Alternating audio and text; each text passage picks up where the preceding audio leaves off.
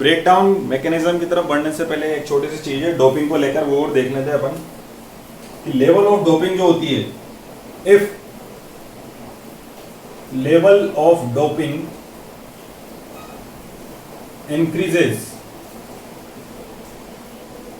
अगर डोपिंग ज्यादा करते हैं अपन, यानी डोपिंग कंसंट्रेशन अगर बढ़ता है, देखो डोपिंग कंसंट्रेशन बढ़ेगा तो यानी फ्री चार्ज कैरियर्स जो हैं, मेजोरिटी चार्ज कैरियर्स, वो भी उनका कंसंट्रेशन भी बढ़ेगा।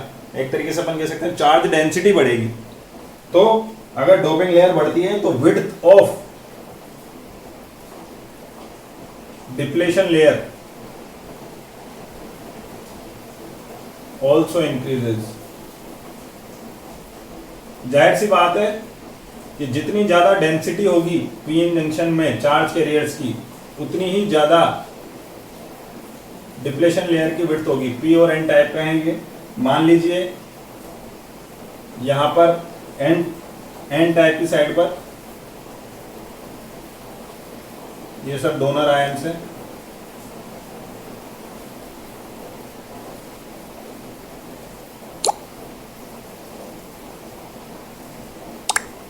और ये सब एक्सेप्टर आयंस है।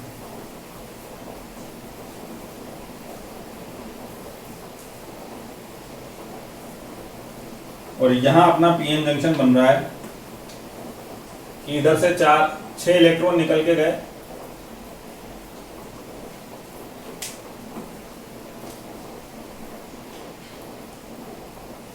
इधर मैं और बना देता हूं।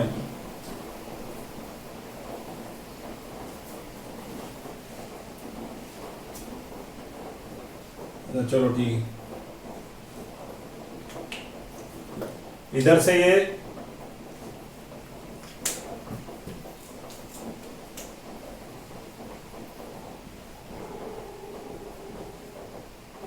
मान लीजिए इस तरह की अपनी डोपिंग डिफरेंस है कि एन साइड पर एन मटेरियल जो है उसमें डोपिंग ज्यादा है, पी साइड में डोपिंग कम है, अपन ऐसा मान लेते हैं। इस तरह की डोपिंग के लिए अपन डिनोट क्या करते हैं, इसको अगर मैं मान लो पी से डिनोट कर रहा हूं तो इसको एन प्लस लिखते हैं, यानी कि एन साइड पर डोपिंग ज्यादा है। अब ये 4 इलेक्ट्रॉन निकल के इधर से गए तो ये इन 4 होल को कवर कर देंगे, तो अपना जंक्शन क्या बनेगा, यहां से और यहां तक। इस तरह से समझो आप इसको। तो यानी आप देखो एक तो चीज जो अपन को दिख रही है वो क्या, कि जितने चार्ज इधर से निकले वो उधर चले गए और पोटेंशियल बन गया बैरियर। मान लीजिए अपन ये W बोल देते हैं, विड्थ, डिप्लेशन लेयर की विड्थ। तो यहां अंदर जो भी इलेक्ट्रिक फील्ड बनेगी पॉजिटिव से नेगेटिव की तरफ,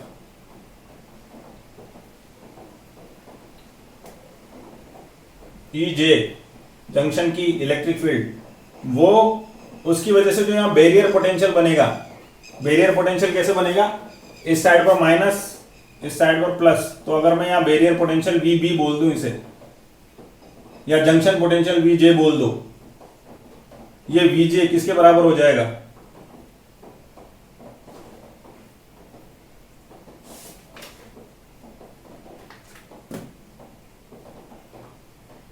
तो हम यहां फॉर्मूला लिख सकते हैं क्या, EJ बराबर V/W,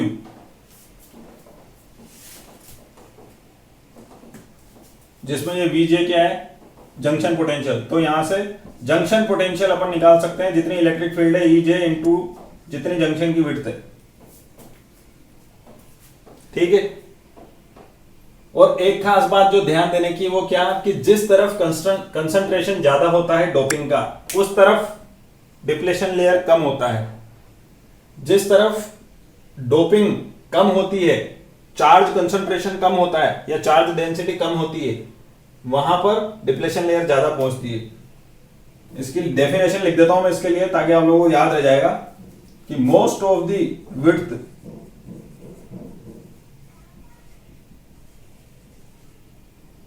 of depletion layer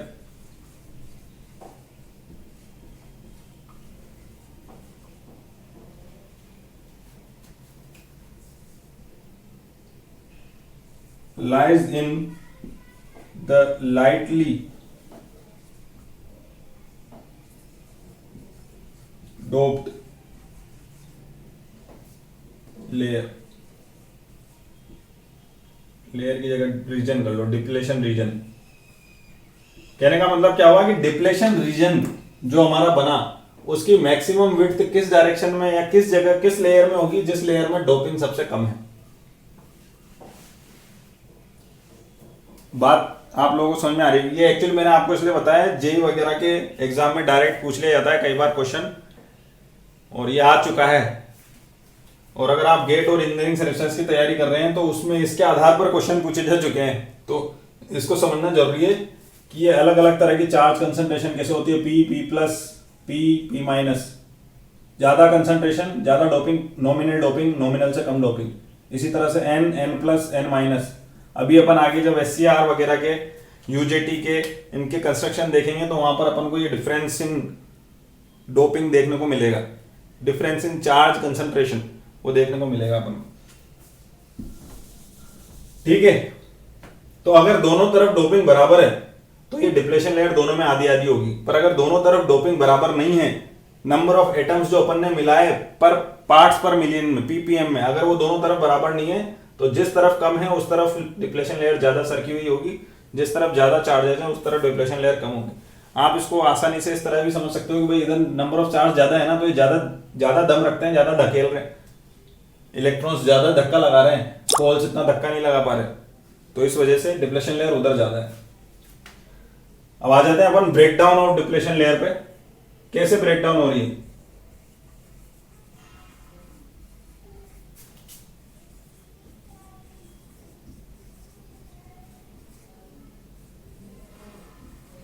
basically breakdown के दो मैकेनिज्म होते हैं, एक जेनर मैकेनिज्म, जेनर ब्रेकडाउन जिसको अपन बोलते हैं, और एक एवलांच ब्रेकडाउन जिसको बोलते हैं।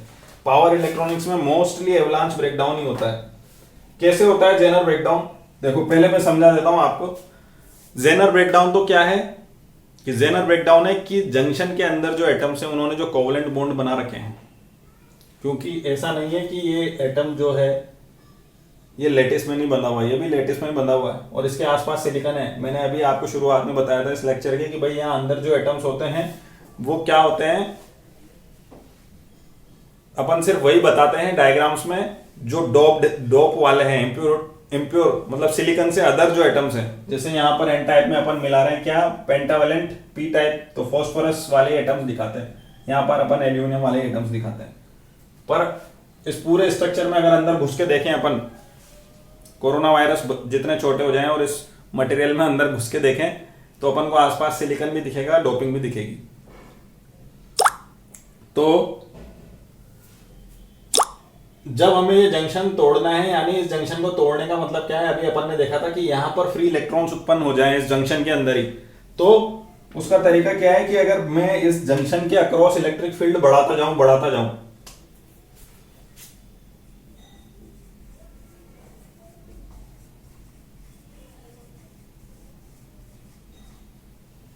अगर जो अपना जंक्शन है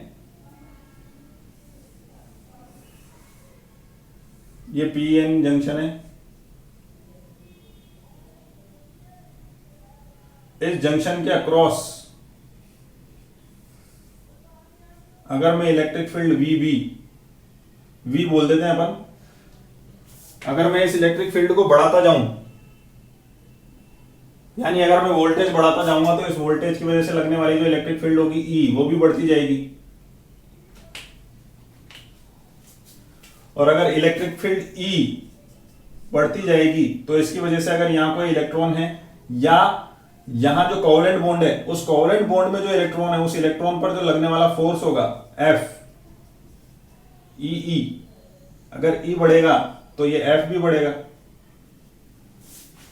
और एफ बढ़ते बढ़ते इतना ज्यादा हो जाए कि वो कोवलेंट बॉन्ड को तोड़ के बाहर निकल जाए।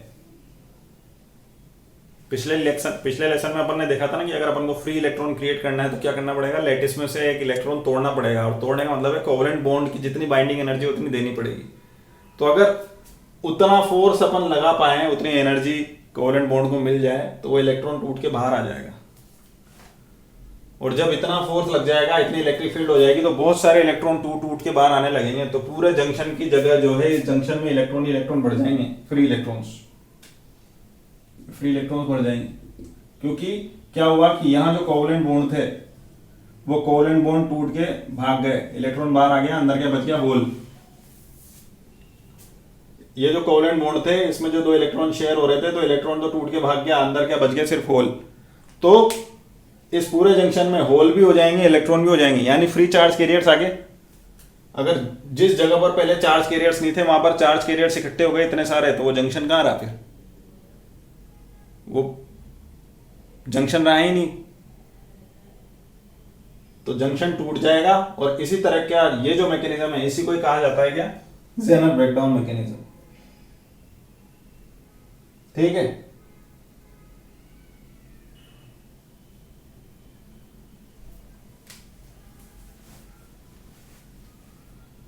तो इसके लिए एक डेफिनेशन लिख देता हूं मैं, आप उसको नोट कर लीजिए।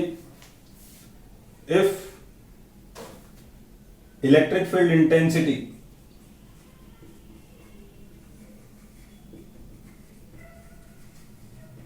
E is very high,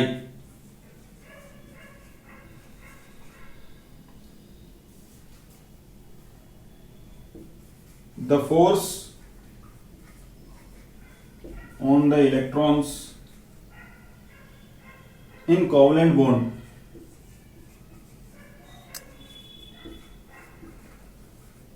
is so high, इतना ज्यादा हो जाएगा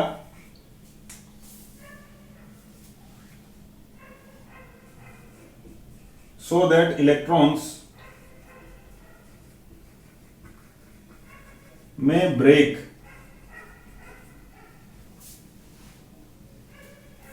the covalent bond.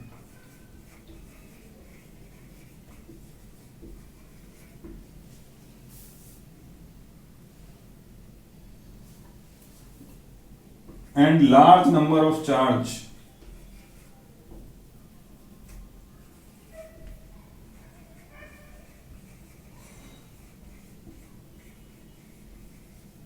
created in depletion region, यानी डिप्लीशन रीजन में एक लार्ज अमाउंट ऑफ चार्ज इकट्ठा हो जाएगा। तो डिप्लीशन रीजन में चार्ज आ जाना, डिप्लीशन रीजन में चार्ज इकट्ठा हो जाना, ये क्या है, डिप्लीशन लेयर का या डिप्लीशन रीजन का टूटना, इसी को ही कहते हैं कि जहां चार्ज नहीं था वहां चार्ज आ गया, उपस्थित हो गया, इसका मतलब वो खत्म हो गया। वो रीजन की वैल्यू ही इस बात से थी कि वहां पर चार्ज आ ही नहीं सकता। अभी अपन ने देखा इस लेसन के बीच में कि वहां चार्ज उपस्थित नहीं हो सकता, उसकी इलेक्ट्रिक फील्ड इतनी हो जाती। पर अगर बाहर से जो इलेक्ट्रिक फील्ड लगा रहे हैं वो बढ़ते बढ़ते इतनी बढ़ जाए कि उसकी वजह से चार्ज टूट टूट के बाहर आने लग जाएं, कोवलेंट बॉन्ड तोड़ के बाहर निकलने लग जाएं, तो डिप्रेशन रीजन में बहुत चार्ज इकट्ठा हो जाएगा, डिप्रेशन लेयर खत्म हो जाएगी। तो इस तरह के ब्रेकडाउन मैकेनिज्म को अपन क्या बोलते हैं, जेनर ब्रेकडाउन। ठीक है, एक दूसरी तरह का ब्रेकडाउन होता है अवलांच ब्रेकडाउन। अवलांच आप लोगों ने देखा होगा या सुना होगा, देखा तो लाइव तो शायद ही किसी ने देखा हो, पर वीडियोस में आप लोगों ने बहुत देखा होगा क्या कि पहाड़ के ऊपर से बर्फ गिरने लगती है और वो नीचे गिरते गिरते गिरते गिरते पूरा एक तूफान बन जाती है, बहुत बड़ा बर्फ का सैलाब आता है। शुरुआत छोटी सी बर्फ से हुई थी पर वो अपने साथ साथ पूरे बहुत सारी बर्फ को फिर लेके नीचे आती है। तो यानी एक छोटे से टुकड़े ने जो बर्फ ने गिरना चालू किया उसने एक बहुत बड़ा बर्फ का एक तूफान सैलाब बना दिया, इसी को बोलते हैं अवलांच। यहां भी वही होता है। दूसरा मैकेनिज्म क्या है ब्रेकडाउन का, एवलांच मैकेनिज्म।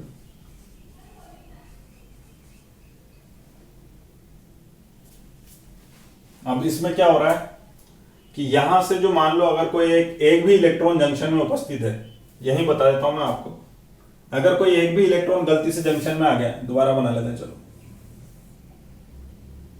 ये अपना जंक्शन है, ये जंक्शन रीजन है,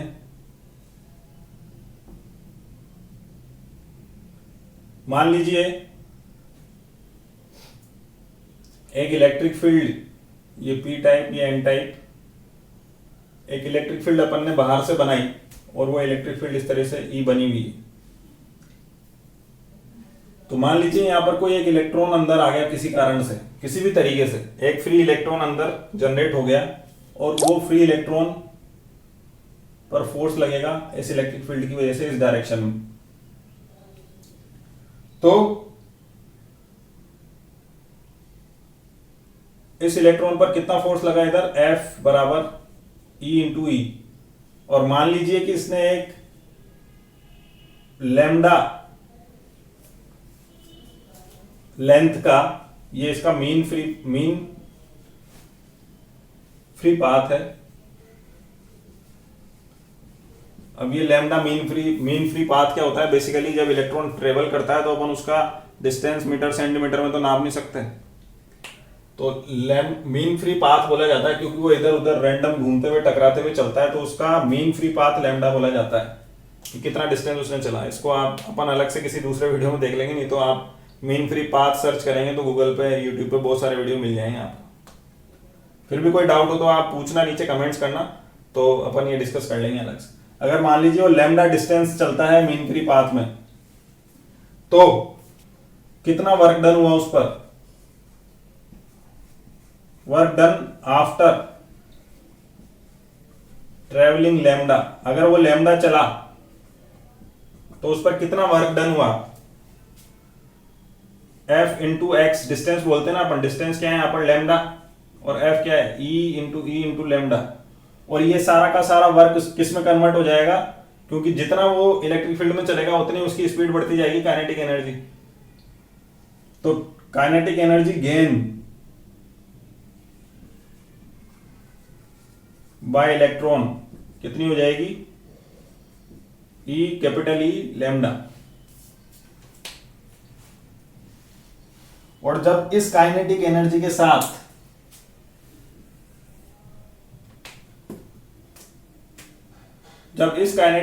के साथ ये इलेक्ट्रॉन जाके किसी दूसरे इलेक्ट्रॉन से टकराएगा, तो ये इसको टकराएगा और ये दोनों निकल के क्या हो जाएंगे, पीछे तो रह जाएगा होल, और ये दोनों इलेक्ट्रॉन निकल के आगे चलने लग जाएंगे। फिर ये एक इलेक्ट्रिक फील्ड में चलेंगे दोनों, फिर ये दोनों जाके किसी से टकराएंगे, 2 के 4, 4 के 8, 8 के 16, इस तरीके से ये बढ़ते जाएंगे और एक एवलांच बन जाएगा। इतने सारे इलेक्ट्रॉन इकट्ठे हो जाएंगे जंक्शन में, जो इलेक्ट्रिक फील्ड की डायरेक्शन में भाग रहे हैं, कि वो और पूरे सारे इलेक्ट्रॉन, काफी सारे इलेक्ट्रॉन्स को टक्कर मार मार के बाहर निकालेंगे और काफी सारे चार्ज कैरियर्स इकट्ठे हो जाएंगे पूरे डिप्लेशन रीजन में और जंक्शन टूट जाएगा। ठीक है, तो ये एवलांच मैकेनिज्म है। इसके लिए डेफिनेशन लिख देता हूं मैं। एवलांच मैकेनिज्म को आप क्या लिख सकते हैं, समथिंग इन क्यूमुलेशन, इकट्ठा होते ये इलेक्ट्रॉन इतने सारे हो जाएंगे, क्योंकि अभी ये जैसे एक इलेक्ट्रॉन चला, एक का अपन ने केस देखा, अब ये दोनों भी इस इलेक्ट्रिक फील्ड में चलेंगे, तो इन दोनों पे भी फोर्स लगेगा, ये दोनों काइनेटिक एनर्जी गेन करेंगे, फिर ये किसी से टकराएंगे। और ऐसा एक ही इलेक्ट्रॉन नहीं है, अपन ने तो एक का एग्जांपल लिया है, इलेक्ट्रॉन्स, मल्टीपल इलेक्ट्रॉन्स भी हो सकते हैं जंक्शन में, जो क्रिएट होते रहते हैं, होल में जाते रहते हैं, फिर बनते रहते हैं।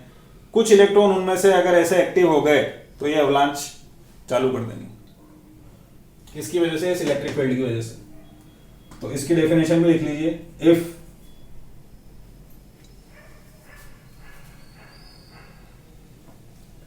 Electric field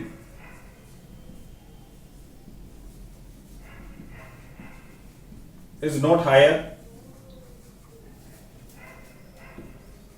then electrons cannot break covalent bond. मतलब इलेक्ट्रिक फील्ड इतनी ज्यादा नहीं है कि वो कोवलेंट बॉन्ड टूट जाए,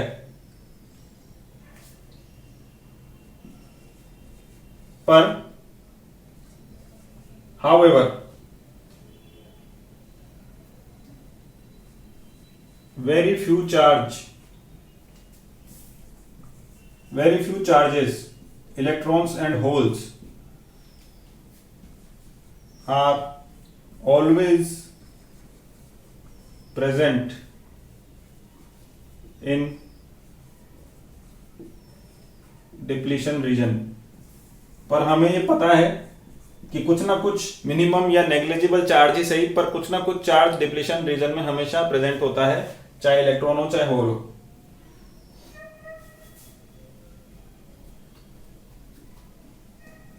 तो होता क्या है, व्हेन दे मूव, ये चार्ज कैरियर जब मूव करते हैं इन electric field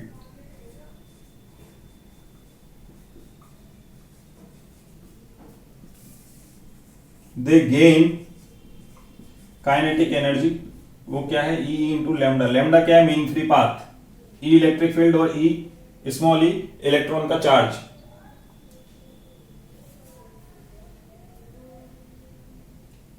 When these electrons strikes with other electrons,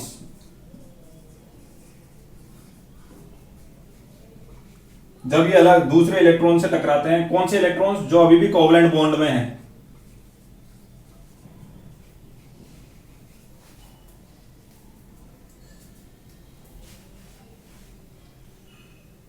then covalent bond may get broken। देखो ऊपर तो मैंने कह दिया टूट जाएंगे, निकल जाएंगे, पर अभी भी कंडीशन यही है, may get broken।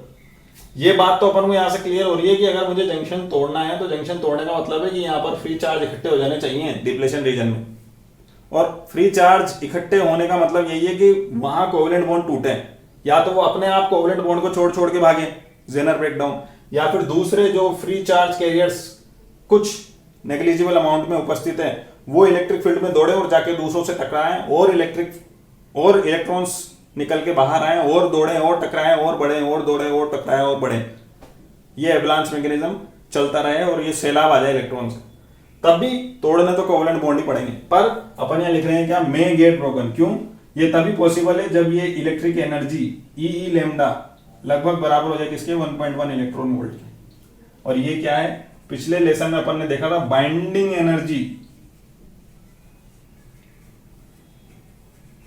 Of covalent bond, covalent bond की बाइंडिंग एनर्जी, ठीक है।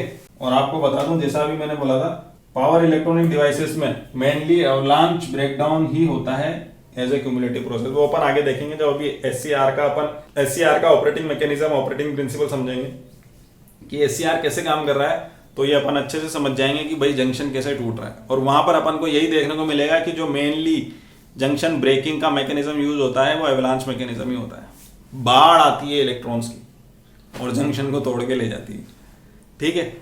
तो आज इस लेक्चर में इतना ही। नेक्स्ट जब अपन मिलेंगे तो अपन एससीआर का कंस्ट्रक्शन, एससीआर की बायसिंग और उसका ऑपरेशन, ऑपरेटिंग प्रिंसिपल और कैरेक्टरिस्टिक ये देखेंगे, ठीक है। एक बार आपको उम्मीद है कि ये दोनों जो अभी मैंने लाइव लेसन करे 301 के, ये अगर समझ में आ जाएंगे तो आगे जो भी डिवाइस आप पढ़ेंगे वो समझ में आ जाएगी। क्योंकि पावर इलेक्ट्रॉनिक्स में जिन भी डिवाइसेस को अपन यूज कर रहे हैं, जैसा कि मैं बार बार बोलता आ रहा हूं, उनका एक ही मकसद है कि हाई पावर को कंट्रोल करना, और कंट्रोल करने के लिए बेसिकली अपन को स्विच वाली कैपेबिलिटी चाहिए होती है। इसलिए इन सभी डिवाइसेस को पावर इलेक्ट्रॉनिक स्विचेस भी कहते हैं, कि जब हम चाहें तब ये ऑन हो, यानी तब जंक्शन टूटे और करंट फ्लो हो, और जब हम चाहें तब ये करंट फ्लो बंद हो जाए, पावर फ्लो बंद हो जाए, यानी जंक्शन दोबारा बन जाए। क्योंकि अपन ने देखा जंक्शन के बनने या जंक्शन को अपनी जंक्शन पोटेंशियल बैरियर को रिगेन करते ही चार्ज फ्लो रुक जाता है, तो पावर फ्लो रुक जाएगा, करंट फ्लो रुक जाएगा। और जंक्शन के टूटते ही चार्ज कैरियर्स इकट्ठे हो जाते हैं, फ्लो करते हैं, तो करंट फ्लो होता है, पावर फ्लो होता है। तो ये कब तोड़ना है और कब इसको रिगेन कराना है, ये अगर हमारे हाथ में आ गई पावर, तो पावर इलेक्ट्रॉनिक समझ लिया आपने, ठीक है।